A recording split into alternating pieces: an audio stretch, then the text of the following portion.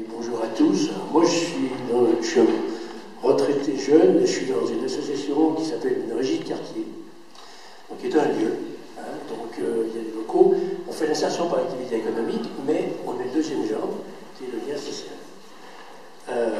C'est ouvert aux habitants, et effectivement, et c'est le plus dur à faire. Parce que dans le cas institutionnel, il y a des financements, la GSUP, toutes ces choses-là qu'il faut disparaître d'ailleurs. Et on voit que nous, on finance, avec nos ressources propres, les ateliers de français, et on a un lien avec les Célestins, et on s'aperçoit que dans cette logique de parler des langues avec des... Alors on a, sur l'atelier de français, je crois, on a aussi entre 50 nationalités et 40 nationalités par an d'habitants, donc ils viennent, certains restent longtemps, d'autres s'en vont parce qu'ils cherchent surtout une réalisation sociale par l'économie, donc ils ne peuvent pas toujours être sur le quartier, certains viennent de loin, par le bouche à oreille. Ce qu'on voit, c'est qu'on arrive en écrivant ou en parlant, en apprenant la langue, on arrive effectivement à faire beaucoup de choses, et là, nous, c'était le théâtre, mais l'animatrice fait aussi beaucoup écrire. Et on voit que ça a une utilité et qu'il y a des choses à faire. On a eu une restitution la semaine dernière, c'est pas mieux, donc au lavoir public, c'est dans le premier arrondissement de Lyon, qui est aussi un quartier très diversifié. Donc il y a plein de choses à faire via des lieux qui existent, mais qui ont des difficultés à aller chercher les habitants, parce que les habitants ne sont pas dans une logique toujours d'être dans une association. Moi je suis très associatif, et je vois bien la difficulté qu'on a à faire une association d'habitants, donc c'est un point important. La question, pourquoi il n'y a qu'une seule communauté qui a pris les choses en main dans votre association? Ce qu'on observe, que dans les associations comme dans d'autres domaines,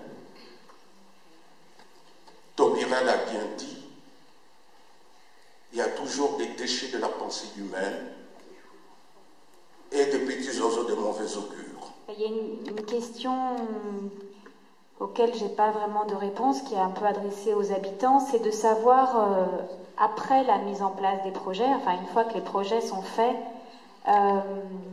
comment ils évoluent, enfin, c'est-à-dire quelles traces ils laissent et comment ça peut faire des petits après. Alors c'est peut-être la question justement que certains se posaient, par exemple sur l'Anglais-Santi, parce que moi je suis surtout intervenue sur l'Anglais-Santi, et c'est vrai que moi j'ai l'habitude d'intervenir de façon éphémère, c'est mon métier, je fais du théâtre, c'est toujours éphémère, mais sur le travail avec les habitants, on espère toujours, on ne sait pas trop en fait, une fois qu'on a quitté le projet, qu'est-ce qui se passe après? Enfin, je veux dire, comment ça nourrit quelque chose? Est-ce que ça et comment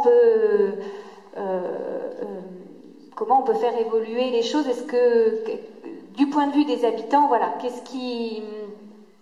est-ce que ça veut dire remonter un projet? C'est-à-dire, est-ce que la demande, c'est de continuer à multiplier les projets? Enfin voilà, je ne sais pas si j'ai été très claire, mais... Pour dire cette richesse qui signifie avoir dans un petit territoire une énorme multiplicité de langues. Est-ce que vous avez pensé déjà à utiliser la multiplicité des langues comme facteur d'inclusion